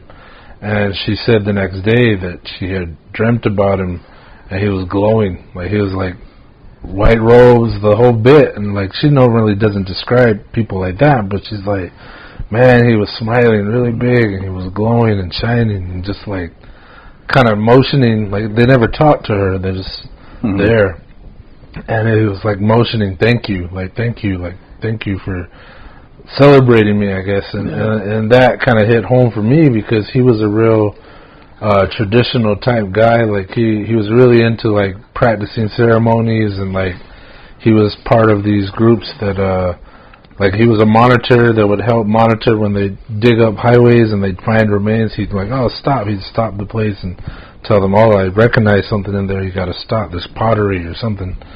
So he was into like restorations and receiving remains back to our tribe. So he was into that. And to hear her say like, oh, he was happy about being celebrated and like honored, I was like, maybe they may, you know, she really did have. I always believed her when she'd say she'd see somebody, like, and she said she saw him, and so I was like, you know, yeah, I believe people do visit in their own way, and sometimes somebody who's open like that, it'll be through their dream. Yeah. I had another tidbit. I have two tidbits that kind of go with this whole passing on. There was this one homegirl. She had spending the night with me the first night, and in the morning she was still asleep, and I dreamt that I woke up and I looked over, and her brother, like, she had been mourning him forever, like many years, and I remember describing him to her that I woke up in the morning, or I dreamt I woke up, and I looked over in my room, and there was this big dude, kind of big like you. He was a big guy, like broad-shouldered, big guy. And he was looking at me, and he was smiling and nodding, like, and she was laying next to me, and I remember going like, I remember like smiling back at him, but then after a while it clicked, and I was like, who the hell is this big guy just standing in my room? You know, and the nod back. no, I was nodding, like he was smiling at me and just kind of nodding, like, yeah. And I just kind of nodded back, like, hell yeah, bro. And then I kind of dawned on me, like, there's this random dude standing in my room, and then I woke up and I kind of got out, like, oh. I looked again, looked to see if he was still there, and he wasn't there, and I was just like, whoa. And I remember telling her, describing him to her, and she's like, kind of sounded like my bro. Oh, wow. I was like, whoa, what a trip. Yeah, that is. Yeah. And then, so that was just a little thing that I experienced, and so he was nodding approvingly, I hope. I think that's what I took from that. But, this guy's all like, oh, beat you. Yeah, high five. No, but I got another story that it's not really my story. It was I was working for the summer at the hospital, and I was in this lab that was kind of offset from the main hospitals at the UMC over here, and I shared this lab like wall. Like there's a bunch of labs all set up. And we were in one working on our projects, and then the next lab over belonged to this nurse. She was a little lady, really cool, and she'd always come over and talk to me or whatever in the morning or when she was on a break. And her specialty was trauma, like somebody get in a motorcycle accident and they get a head injury. She was running an experimental medicine that if they got it to somebody early enough, they would have recovery in their brain, that the injury wouldn't be so severe. Anyway, she was sitting there one time, we were talking, I don't know how it got on the subject, but she said one time, late at night, they were doing this, they were working in the ICU up there, and they had a patient there that was real nasty, like he was a real nasty man, like anytime anybody went in there, he'd start yelling, he'd throw shit, like he's angry all the time, and nobody wanted to treat him, but they're all nurses or whatever, so they go and treat him and take care of him. And she said one night on her watch, it was her and some other nurse, they were sitting there, taking their notes, whatever, like monitoring the screens, and they saw this black bird come flying in, like this black figure bird flapping the wings. It went in there, and they both saw it go by, and so they said they watched it go into that guy's room. And she looked at the nurse next to her and like, did you see that? I said, like, yeah, I fucking saw that. There's a fucking bird in the ICU. Like, what the hell is this? And they kind of looked, and then it flew out of the room. And they went down the hall and they looked in there, and the guy was dead. Oh, like he was alive at one point. And they were monitoring, and then when the bird left, he was fucking gone. Oh wow! But a trip, like he was a nasty. She kept really pressing that he was a nasty individual. Like, he was really dark and like mean, angry. Like maybe he didn't want to go, but like he was fighting it and fighting everybody who came to, like anybody who came in there, he'd start yelling at them, screaming at them, throwing shit. And She said they saw this black bird fly in and fly out, and he was gone after that. So it's like, whoa. Yeah, that's we keep mentioning the good and the evil, I guess, is how you want to describe it. But like that always kind of stuck with me. That little story she told me I was like, man, like I always remember. I had to bring this up earlier. It was Ghost. Yeah. Or the movie Ghost. Yeah. Patrick Swayze, and they had those shadow figures. Yeah. That always got to me as a kid. Like, I watched that as a kid, and the shadows start pulling off of the ground, and these shadow figures come and snatch up the bad men, the evil men that die suddenly, and it's like that kind of goes right along with that bird. It's like this black thing came and got him and took him. Kicking and screaming sometimes. So it was like, man, like freaky. Yeah, that's interesting right there. Yeah, but that was a story that was real life. I believed her. Yeah. This lady, like, I liked her a lot. She didn't really, like, she was always asking, real nice, real friendly, always talking me up, like, just, oh, what are you doing today? Encouraging me, happy, like that. So, like, I never got the feeling that she would try to lead me astray. But she's like, hey, she's like, you know, this one time, there was a really nasty guy, and she mentioned this fucking bird that showed up and took him. I guess that's true. Received him and took him. Yeah. So I believe. I really do. I believe. Like you said earlier, or Sky said, you know, the difference between it becoming just a haunting or maybe something unsafe. It's like you don't spit in the eye. You know, you don't poke it. You don't go out of your way to welcome this darker entity or whatever it is. Like I said, I don't say this guy's name. I don't try to force that. I don't try to go for it, but I do hear stuff. Yeah. And I really don't acknowledge it. I'm just like, that happened. Yeah. You know, let it be. Yeah. Just turn out the TV a little bit. I don't have to hear that. I'm good. Yeah, no, I understand that for sure. Wow. That's a trip, though, the bird going into the room and coming out, like fetching a soul or something, you know what I mean? And is there, I'm just kind of opening it up, isn't there like something to do with like the crow or raven that has to do with spirituality or something? I'm kind of, some reason it's making me think of that, the Edgar Allan Poe, you know, that writer, the Raven, that kind of, I don't know, I can't remember exactly what the story is about. Well, I remember what it's about, but I don't know, like the moral, I guess you would say about it, with that raven knocking at his chamber door, like, is it coming to get him? I can't remember. It's been a minute. I feel like it was either it came to get him or he knew somebody had just passed because it was there, like a messenger or something. Okay. I feel like that's what it was because it's flying around and kept saying the raven. Nevermore. Something like that. What was it? Was a raven a vulture? I don't know. No. Well, there's crows and ravens, and my understanding is the raven is much bigger and smarter, and there is a difference, and they're not. I heard they're not here. Or maybe it's the crow.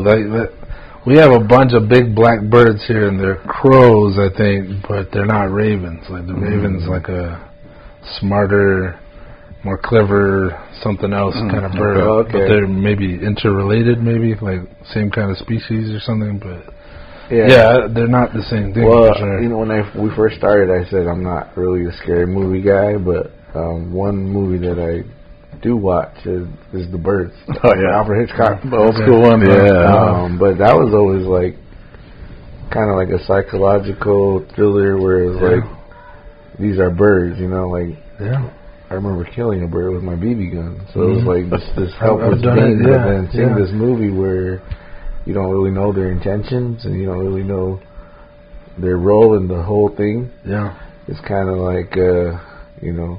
Fuck these guys, or do I? I don't know. Are they playing along with us, or are they doing their own thing? It's just sort of that movie just kind of makes me wonder about like, I guess our input on life. You know, we categorize these creatures and we kind of write poems about them, and but yet we really don't know any intention of what they're here for. or if they're on our side, or if they're, or is that even a thing? You know, like. So, but I was watching that this weekend. I mean, I watch it like it's saved on my DVR, so I watch it every now and then. I want to watch it now. Yeah, I've seen only once in my life. I thought it was pretty trippy. This was when I was little too. I saw the birds. Yeah, I thought it was cool though. Yeah, I should revisit that actually. Yeah. But that movie too is kind of weird because it's sort of like the dude, all these ladies are kind of possible love interest for this guy, and they're all trying to get him, but the mom is sort of like also trying to keep him I don't know, single. I don't know. That's the birds. That sounds like a psycho bird. It might. I don't know. Alfred Hitchcock. I don't know. He uses the same thing, but yeah, there's a bachelor and there's all these ladies that want him, but yet for some reason the chicken nets, birds. The mama bird is trying to keep her chick in the nest. All right, I'm gonna go off on a science tangent here. Oh, let's go. I think now that my understanding of the world is always growing, and it's based on what I see. Like a lot of times, it's immediately easier to change my mind when I see something versus I'm reading something that might be possible. Like when I see it, it feels like hard evidence, all right? And I feel like nowadays with everybody having cameras, everybody, in the drop of a hat, you can film something that doesn't look right. And I've been seeing, I think they were ravens. They were using tools. They were like, I think they something they wanted was in a hole, and the one went and picked up like a. I think I've seen a bird fishing. So they were using like a fucking string and fucking with the fish, and they were getting them because they were like flicking the water, and the fish would come and they'd get them. So I've seen like a bird fishing. I've seen apes fishing. Like I've seen, I think a raven was like sticking a stick in this like hole. There was something they wanted in there, and they were sticking it in there. Like one was looking there. They were all trying to peck it, and they couldn't get it. And then one of them went and got a freaking a straw or something and started like sticking it in there and getting what he wanted out. It was like a sap or something out of a hole.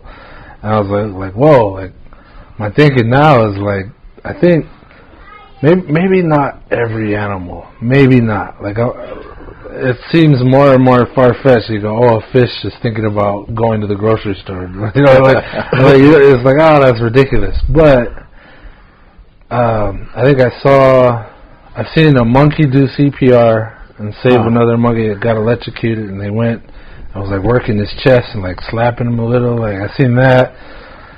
I think animals are a lot more intuitive than we give them credit for.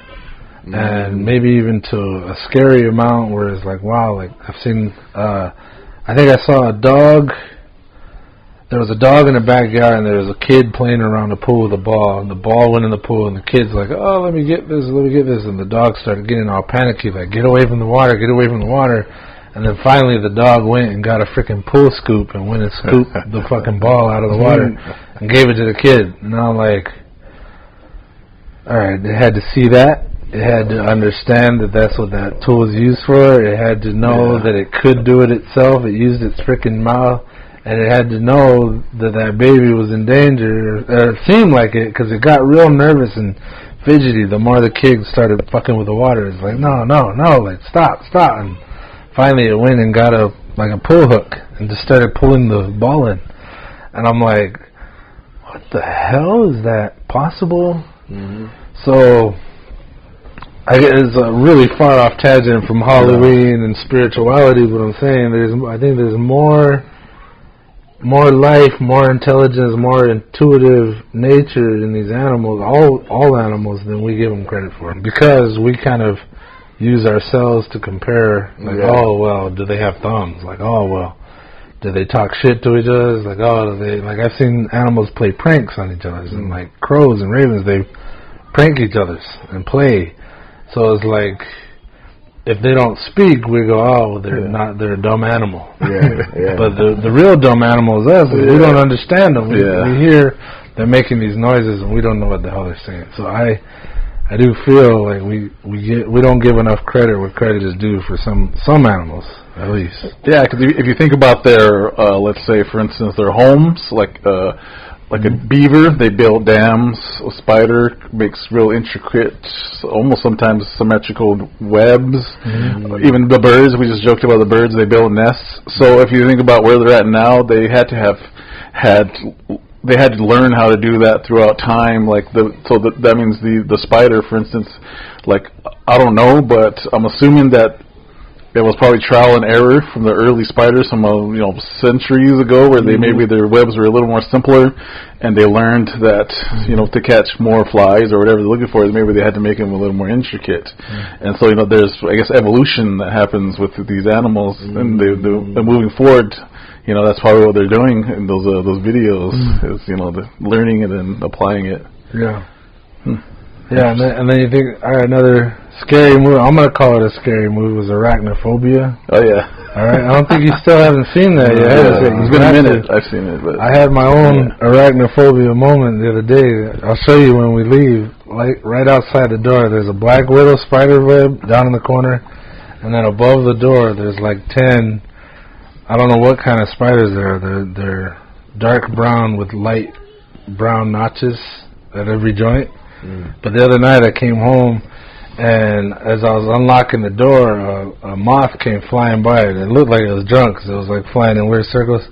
And these freaking spiders were launching down, each trying to catch it. Oh, wow. And I'm just like, they're coming for me. They know I'm home. Like, they're going to get me. And, in the movie, these spiders are intentionally chasing people. And, the big mama spider was coming to get him.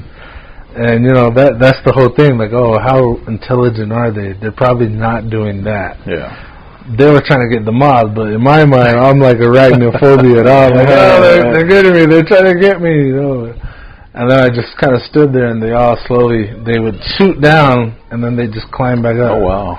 But it was like, I need to do something about this. Like, you should have thought about video first. Maybe I'll do it. But it was like this intelligence gap. Like, they're intentionally trying to get me. Like, I guess that's the beauty of a scary movie. Is that like, I'm trying to bring. If you hear it, I'm trying to bring us back to. Fears, terror. Yeah. I feel you. Well, I think too, like we kind of like build ourselves up to where we think these creatures are getting us, and yet we're just kind of bullshitting ourselves and thinking a spider is out to attack us, because they got beef with us or something. Yeah. But I think it's again all in our head to where we're just, I don't know. We always want to be the hero or to be the one that survives something. So we're almost like, oh man, I'm getting attacked and I'm gonna overcome it or whatever. But I'm gonna survive. Yeah, I think for me, like I'm not afraid of bees because I'm not allergic or anything. So I know a lot of people get kind of really nervous around bees if they're around. There's bees around. But to me, like I know if you don't bother them, they're not going to do anything to you. But I've accidentally gotten stung by a bee once while I was in the car. Because I flew in, I think, and it flew in at the right time where the stinger just went on my thigh. And I was like, it's a bee. And so, but I knew it wasn't intentional because it was like it probably got caught in the wind of the car. My window was open and it stung me. Yeah, it got me real quick. What the heck? That was my first time I got stung by a bee. It was like that. But that's just my experience. Yeah, I don't tend to freak out. Like if they're like fucking with my drink, I don't want to drink and like get a bee in the mouth. So I'm like, get the fuck out of here. Wave them off. Like go on. Like not now. Yeah, the whole thing. You leave this any animal alone that might be dangerous. You leave it alone. And And as intelligence goes, they don't want any trouble either. They're going to go along their way, and they'd probably much rather go home and take their venom with them than sit there and fight you and fight for their life. I think like that with snakes. Like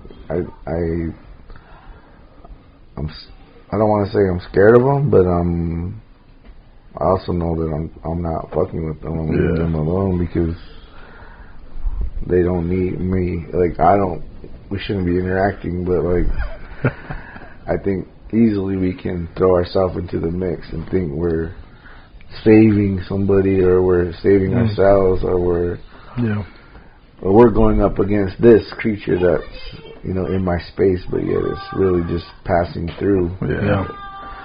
So humans are stupid. We sure are. I think it's funny how superior we kind of allow ourselves to start thinking, like, we're intelligent, we top of the food chain, and then you get yourself in a situation that goes out the window. I've said it, I'm pretty sure I told this story before. Me and a group of my buddies, we were out in the Ville, and there was about a mile, let's say a quarter mile between my house and theirs, and there's no lights because it's just a village, so the only real lights out there are the security lights. So we would intentionally try to walk just light to light. We go from their house to another house, and we were usually drunk or high or something. We were just stupid, you know, wandering through. And I remember we were kind of following a trail.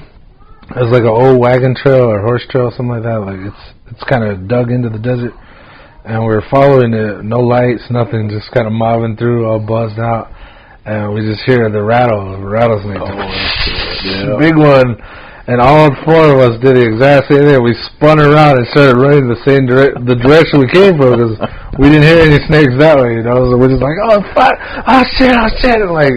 I remember like slipping, and like we were going in a wash, so there was sand, and like I slipped, and I was like grabbing their thighs, like trying to pull myself back up. We were like running, just all of us, just oh shit, because we couldn't see it. We didn't know where the hell it was, but it saw us, you know. Yeah. But that was the thing. It was like this immediate heart rate, the fear. Just like, oh, they're gonna get me. Like, you know, I probably would have definitely tripped somebody if I could. Like, hey, it's gonna get you and not me. Sorry, it had to be you, bro. Like, but yeah, we spun around and we just went the same direction we just came from. I was like, oh shit, we all ran away. Like, don't want to do it. We didn't want to chance it. Yeah. So one of us go to the hospital. Yeah, I don't know. Oh, man. That's funny. That's scary, little rattlesnake. Oh yeah, in the dark. In the dark. I don't know why. Like I would expect to see them during the day, you know, chilling under a bush or something. But like middle of the night, pitch black, they're there. You know they're there. But it was out and active, and it seemed big. Like maybe it was just pure fear, but like it sounded like a loud ass rattle. We just booked it, and we were all screaming out, just oh shit, like shit. And we ran. I never experienced that again, but like I'll never forget either. Like, watch it. Damn. Yeah, like, you didn't even need to see it. You just need to the sound. Enough to an immediate reaction. We all knew the score, and we got the hell out of there. Yeah. Wow. That's funny. You guys got anything else on that, like, or not even the snake, or maybe fear? Yeah, well, I guess I was gonna tell you my story that I think I mentioned to you before about the little people. Okay. And so I guess we can go into that right now. Yeah. So in 2004, I went to Australia and New Zealand for my first college.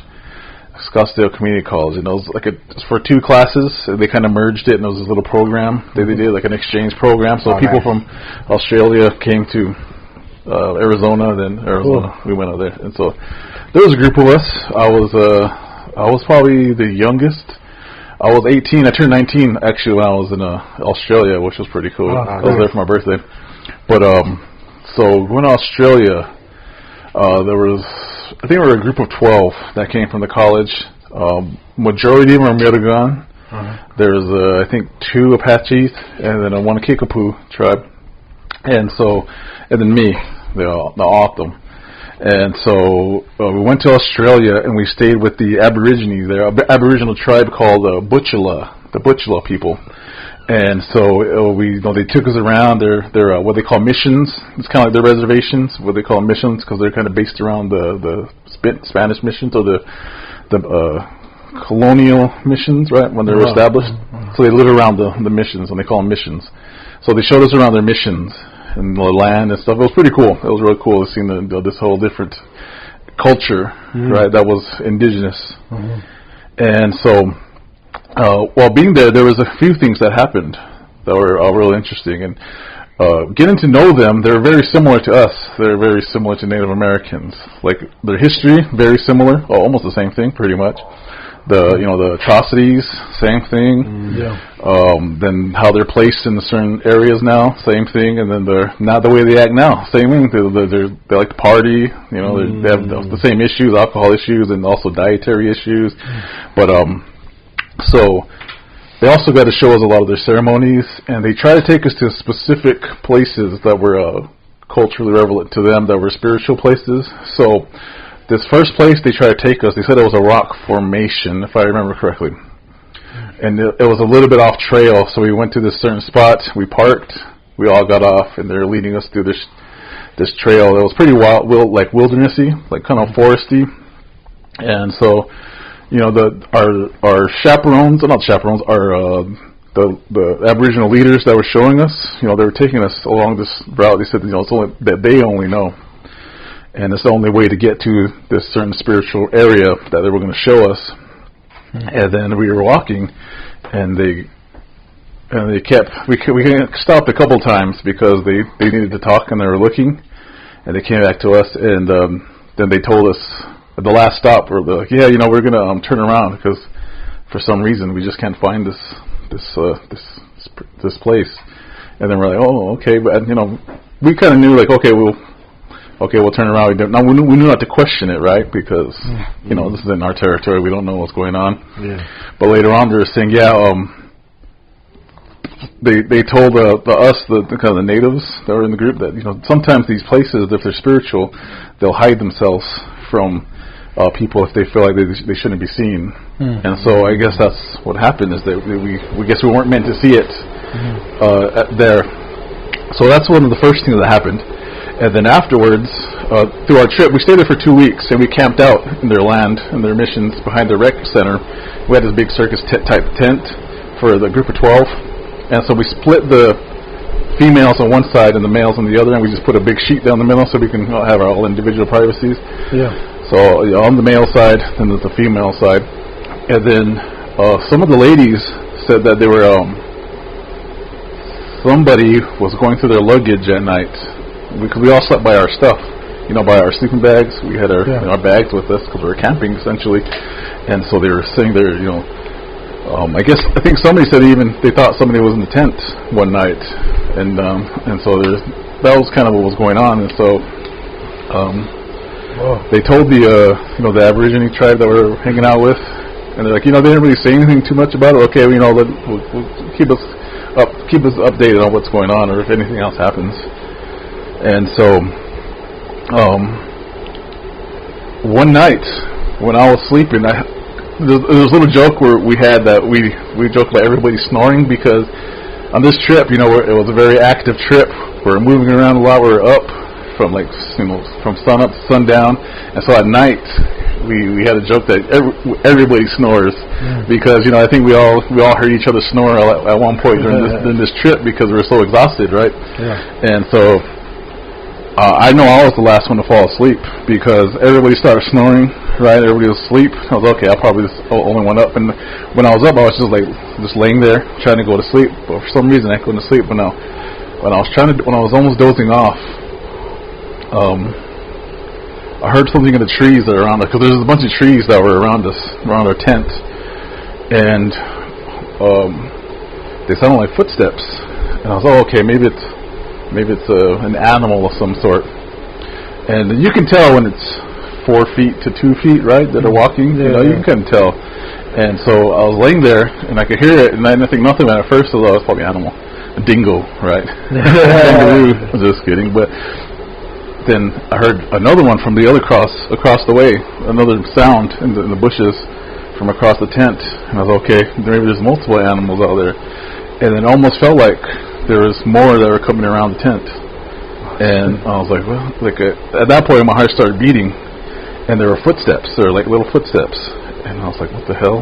Laying there, afraid, right? I've only maybe experienced that type of I'm not gonna say fear, but scared, right? You're scared, like almost like, I always laugh when people say they got, like, they get stuck in shock, right? I think that's what happened to me. I was laying there listening, and I guess my mind was probably going 100 miles per hour thinking about what this could be, and so, or what they could be, but there were a bunch of little steps kind of running around the tent.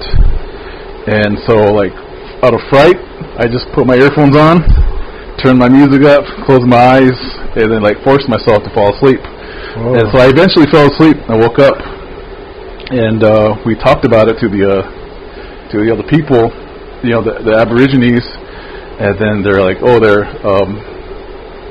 I think they were kind of hesitant to tell us what they were, and they kind of came out more and more. You talk about them or talk to them, and then they're saying they're these things they call gingerees. I remember the name specifically. They're little people that they have around there, and it's almost like they see them all the time. Like they say they'll see them, they kind of run to a window, they'll look in and they'll take off. Like, I guess they're like used to it, I guess, and they're not necessarily bad. They're more of like these. From what they explained to me, it's like an in between the spirit world to here, and they're still around. Kind of talk about that, you know, occupying the same space. But it's almost like they come back and forth because they can also like do physical things, like they can play tricks on you and take your things. And so they said that was them that was digging through the luggage of the women's side because they're probably curious to who we are because we're strange. They knew we weren't from there, you know what I mean? And so that's what they said was going on. And so they described them as being little, 2 to 3 feet, sometimes hairy, like red hair. They said they almost have like reddish skin because they have red eyes, and sometimes they say they'll whistle at you at night, like you hear whistling from the trees, and that's usually them. But they don't like dogs, and dogs don't like them. And so what they did is they had their own kind of brush that they use, like, you know, we have the greasewood, the creosote, or the shugi. The shugi. Yeah, they have their own too, and so they smudged out our tent, and then they did smudged us off afterwards. So it's pretty much the same that we do. You know, you line up, and then they get the fire going, and they start blessing you with the smoke.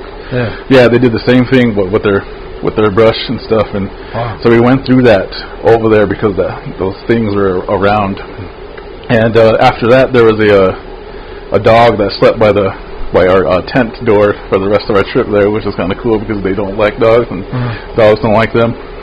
And so the more we talk to the Aborigines, they're saying, people see them, even visitors will see them sometimes. And there's this time where these people that are camping on their res or their mission, I guess they were walking around at night, and one ran across their path, and that guy literally shit himself. What he saw. Yeah. And so, like, I'm glad I didn't see them because I can only imagine, like, what they looked like, and I don't know what my reaction would be if I saw something like that.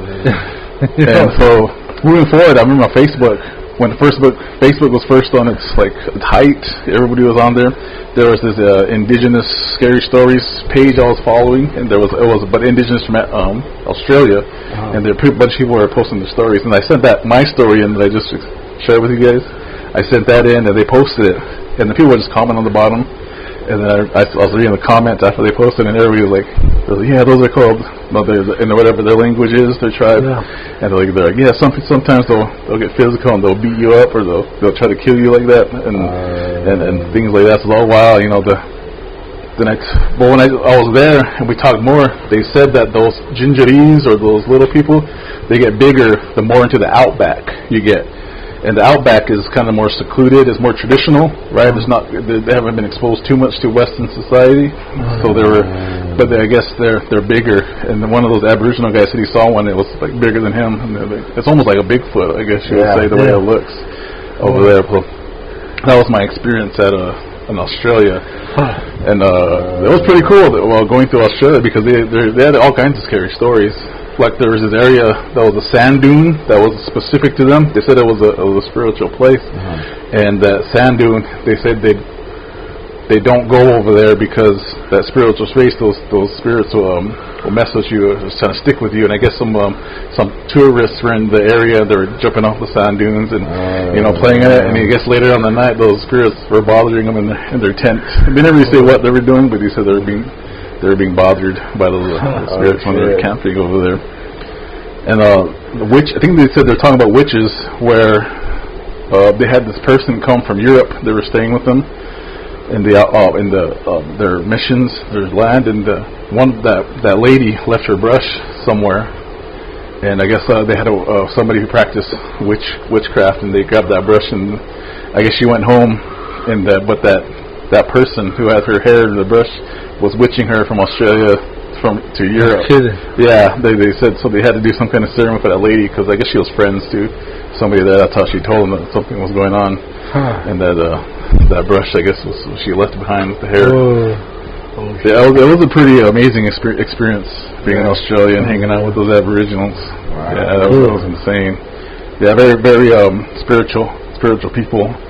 And another thing too, when we're camping, is they said they're like, don't go wandering around at night too far from your campsite, because I can't remember what they call them, but they have these spirits that hang out in the woods, and what they look like to you is they look like there's a fire, like somebody has a bonfire going on in the woods, and then you'll try to go over there to see who it is, but then the closer you get, the fire will go further and further. So it's kind of like it takes you astray away from your campsite. And they said that, I guess, I don't know what happens to you if you were go too far. I don't know, get lost and die or something. But yeah, they told us to be aware of that, looking around at campfires in the middle of the night. So like, okay, don't tell me twice. Yeah, I'm good. Yeah, I'll stay by my fire. Yeah, so that's my little people story from Australia. And I haven't had anything else like that when it comes to little people, here in home. When we have little people, I've heard from the reservation next door to Salt River called Fort McDowell, the Yavapai Apache. I've heard they had little people stories. I remember one time someone said that they caught them on camera running around the casino parking lot, like by cars and stuff from Fort McDowell Casino. That's wild. So that's my extent to my experience with little people was through there. And that's why I started asking you guys when I got my text about little people. I was thinking about it, and then I sent you guys I think I asked you about little people. Yeah. I mean, all I really heard is just kind of like whoever's aware of them, if they're in your area, and you're the one that's maybe responsible for upkeeping, because it's like they need to be fed, or they need to be nutrient, or they need to be given something to eat, or but then if you don't, then they can go out, and so it's almost like a responsibility for somebody to take care of them, but so easily you can neglect that care and shit happens. But I was never really close enough to anyone that was taking care of any, but it was also just something that was like kind of freaked me out to where I'm like, I'm gonna stay where I'm safe, but yeah, I mean, I think all that stuff is here, and yeah, I mean, I don't know if you would call them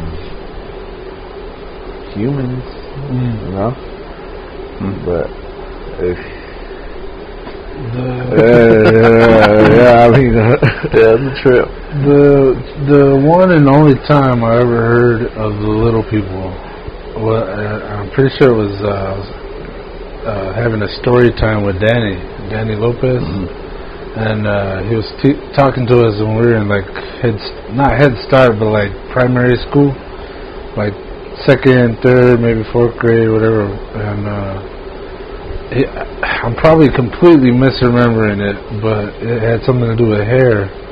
Like if you ever cut your hair, if you got long hair and you cut it, you're supposed to form it into little people, and you're supposed to give it offerings for the next couple of days or something. And if you don't, they'll get up and go. They'll take off. And something about them being a nuisance, and they come around and mess with you if you don't take care of them. But it was like you kind of the way I remember it. Now I was a kid, so even then you lose interpretation just on the story. But my impression that I still have to this day is that you had to do it. You had to deal with these little people, and they were mischievous, and they were in your home, like your hut. It wasn't like a home like this now, but it was back in the day where everybody was in their shant, their shuk shant, their little hut, their home, and these people they either came from you or they come and mess with you. And that's all I really remember. But I remember it had something to do with the hair, and there was like a ceremony of offerings. You had to give them offerings to be left alone, or to keep it just hair, or something like that. It had to do with hair, or maybe I'm mixing two stories together, but it was like, it stuck with me. And I never heard another story from anybody else ever again about little people. Yeah. But when you brought it up, I was like, damn, I would love to talk about it, or get a hold of somebody who knows more. But I never heard anything else. But my memory was they were little, in my mind they were tiny. Like tiny people, not like 2 feet like you were saying, but tiny little people. Yeah. And they were mischievous, and you had to treat them well in order for them to leave you alone. Yeah. But I don't remember much other than that. Yeah, I think I heard that one from not that story, but what kind of validate what you're saying is that or you heard from Danny. Great storyteller. I had the pleasure of hearing him tell a story one time. I saw it. It was pretty cool. I just take that always with me. But that book, Papago Woman, have you read that book? The book. I think so. Yeah. It has a part in there where she talks about it, and I think in the book, I haven't finished the book. I know I read this part though. Was when it was her father's. There were scalps from enemies. I think it was, and he would make them. Yeah, and he'd make them into the people, and they had to feed them. But something happened in the book where I guess he forgot to feed them, or he didn't feed them for a certain amount of time. And she said she saw it running around her house or something like that. The scalp as a person. Yeah, Papago Woman. It's in there, and that's the only time I've heard about it too. Was in that book. And so, validating. I think that's what it was. Yeah. It was a scalp. Something like that, yeah. But,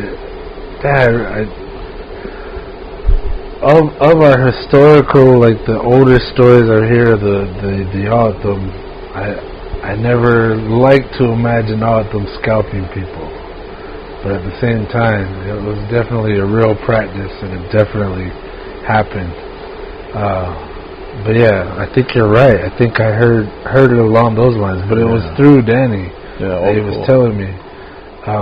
Again, I used to love hearing his stories because he'd get all animated and like act it out. And he was funny. We were just kids, just like watching him go off. It was cool. When he was telling the ox story, he was talking about that. The cigarette that they made her smoke to get her, I don't know what it was, some kind of tobacco, that special type of tobacco that made her pass out. Yeah, it was funny because when he was talking about it, he was acting like he was rolling a joint, and he acted like he was hitting it like a joint. And then we all started laughing. He thought it was a joke, but it was hilarious. Nice. Yeah, he was cool. Nice. Yeah, I remember that. I remember just one time he was talking about. I guess after the aftermath of when they put it in the cave and burned it, and then there's this, I don't really know what it led into, but it was always like remnants of what was there, and someone kind of scraping it and keeping it. But I don't really remember what that story led into. It was like blood or something. But it was always just sort of like, because he actually talked about kind of relating that to modern times, and he was talking about someone else that had said drug, or like, I don't know if it was cocaine or just drugs in general, whatever we call drugs, but it was like that was sort of the I guess a metaphor for what's the evils now out there. You know, there's other stuff that we're kind of consuming, or that are the people are consuming, and it's kind of taking a toll. But well, that was pretty powerful when he said that, because I was just sort of like, you know, after that happened, because I remember seeing them, because I think even the mountain that he's talking about is like legit a mountain still, and people go visit it, but it's like these stories are like based on real places that are still here. Again, that's the space that we're talking about, these stories. It's magical. I don't know if that's the right word, but maybe spiritual, like the Aborigines were saying. It's like we're still, like, way back when I wrote a song about stepping in the same footprints as the people before us. And, the land, it's the same land where all this magic and wonder is going on. Like, even, like, ancient stories is talk of the big flood, and we have the stories of a big flood. So it's like, it's not, I always liked that, because it was like, so a lot of people would hear our stories and go, oh, that's, you know, that's hooey, you know, it's whatever. It's like, oh, that's just native folklore. But it's like, it's more than folklore. It's stories that are shared with many cultures around the planet of real events that happen. So I was like, maybe these stories that we're also hearing our entire youth, you know, they happen all across.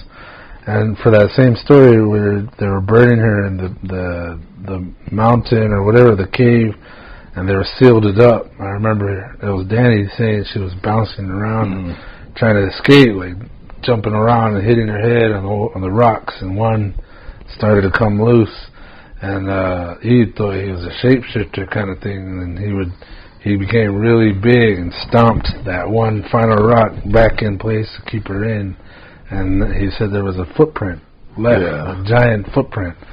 I always wanted to see that, or, you know, that's all I remember really as a kid, was that he had grown super tall, because she was about to break free as they were burning her, and she had knocked the rock loose, and it was coming out, and then he grew up real big and just stomped it back in, just boom, got her. So I don't know if we've gone off the road. This is the same thing, like stories of I don't know what's been going on in our history. This is our culture. And I like hearing other people tell their stories of other stories. It's like, you know, I've only got the pieces I remember. So it's really cool to hear that. There's one other story I just wanted to bring up. It was about a deer knocking its antlers against inside of a cave to try and get the rain to come. And it was Danny telling the story, and he was saying that Bun, you know, the coyote, saw that, and he tried to go do it too, and he like knocked himself out as he was hitting his head on the roof trying to bring the rain too, and because he always saw it and tried to do it, and he was making fun of him and saying he was getting all dizzy but kept trying and hitting his head on the rock until finally, you know, blood was coming out and he knocked himself out. But I remember Danny was like getting real animated, going like, you know, he's hitting his head and he's you know, acting like drunk after a while, because he was like bashing his head in. But yeah, it was, I don't know why I brought it. It was just one more story, like Danny acting out this, like, I don't know if he was just making it funny for us or if that has always been the tradition, but I remember we were always laughing when he'd tell his stories. Good storyteller. A good true signs of a good storyteller. I dig it. Yeah. Damn, that's cool. Yeah. You know, props and shout out to Danny. Yeah, exactly. Miss him. Yeah, that's cool. That was cool. We all got three had to get experience and tell stories. Mine only once, but it's still very memorable. Yeah. Yeah. It's a good dude. I would miss him. Miss him a lot. I would love to hear just one more story, you know? Just one more story, like good, even if it was the same story. Yeah. You know? Yeah, I would love to hear his voice and hear him tell it just one more time. That would be so cool. Yeah. Well, that was always the powerful thing about it. It might have been the same story, but like we go through life in a cycle, and it's almost like we need to hear that story again just to not sort of catch what we missed or didn't catch the last year, but it's almost like there's messages in those stories that we need to kind of relate to in the current time. So it's almost like even though you're telling the same story, it's like it's not the same story. There's more stuff you got to learn from it. Yeah. So I always thought that was a powerful thing, because it was like you kind of know the general thing, but then when you're hearing it again, it's like, oh, and then whatever you're going through in your life and whatever you're dealing with is sort of immediately applies to that. So, well, the powerfulness of storytelling, you know, just kind of. Yeah. Well, what's cool about it is that was our tribe in full practice of our culture. Like, it was like, and we didn't even know it. We were just kids. Like, it was with. I remember when I heard him tell stories. It was at school. So, like, to me, it was another day at school, and then we had a bonus day where we could get to chill with Danny and have him tell a story. But in reality, it was him carrying on the tradition of the oral tradition of telling the stories to teach the youth. And to look back, it's like, man, I didn't really think of it that way. I didn't, you know, it was just enjoying Danny's stories, and maybe one day you missed a detail because you're a kid playing, but they stuck with us. Yeah. I really like that. Like, when we're kind of participating in that now, we're telling stories. Yeah. And I like that. We're actively carrying on the tradition. And I really liked that. I really like that about what we're doing here, and that we have the shared memory of Danny. There was one more part I wanted to add, but I can't really think of it right now. It was just, like you said, the story changes. Even if we heard the same story, maybe now we've had an experience that opened us up to pay more closer attention, and maybe take some new value out of the same story, which is kind of what I'm saying. I would love to hear him again. The tribe was at the cultural center. They were doing story nights, and I missed them. I missed like a bunch of them, and I was like, man, I don't know who was carrying it out that time, but I would love to go and see it again. Like, join in on that, or take my son and have him hear a story that I heard as a kid. You know, like I've had very few experiences or memories of our culture like that, like something that came straight from the mouth of somebody who learned it traditionally. And he didn't even, you know, throw the album in there. Oh, the other tidbit was as a kid we were speaking all the words and I didn't know it. Like we'd come in and you know, we'd start saying, oh, you didn't take a shower, your skin's all scumog, you know, and we'd scratch each other and all the gray skin would show, you know, or like, oh, you're scumog, you know, or spito, hey, you got, you know, your feet are spito, I can smell it, you know. We're just all throwing these words around, and I didn't know until maybe like 4th, 5th grade where the words came again, and we were studying into the school that, like, holy crap, we were speaking of them at a very young age, and I didn't know it. Like, I just didn't. I thought it was slang, like just kid slang. We were just talking shit. Oh, scuba Jew, you know, your brown socks, you know, chocolate socks. And then when you didn't wear socks to school, you know, you were wearing chocolate socks. And, you're scumog because you didn't shower or something like that. And that was part of it. It was like I didn't know it until later.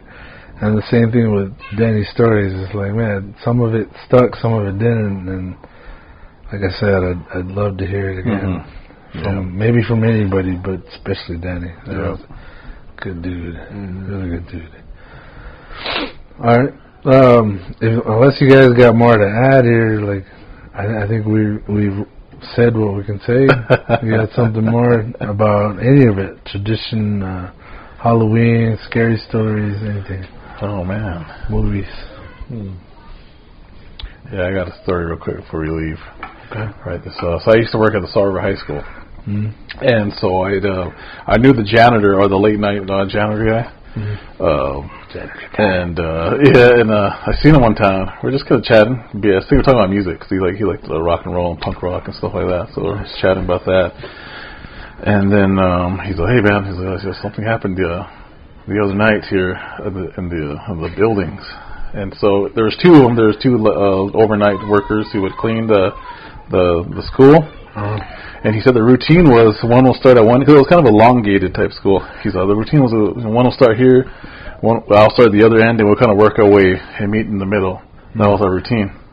And so he said the other night, he said his worker, I think she was a female, he said that she was working, they started off right, and I guess she was mopping in one part where it had tile inside the school, and he said he was working, and then she called him on his phone. She said, "Hey, come over here real quick, I got to show you something." And then she said, "Hurry up." And he's like, "Oh, okay, it's all right." He walks over there. He got there, and he said that she was all freaked out that when she was mopping, she did an area right, it was wet. She went to turn around to wring it out, and then when she turned around again, there was a single footprint that just stepped in the water, and it was barefoot. It wasn't like a shoe or anything. It was an actual footprint. And so that's when she called him up, because she got freaked out, and that's why he got over there. But by the time he got back, it already had dried. And so that was just one real quick that I shared for you. And then he said after that they worked together.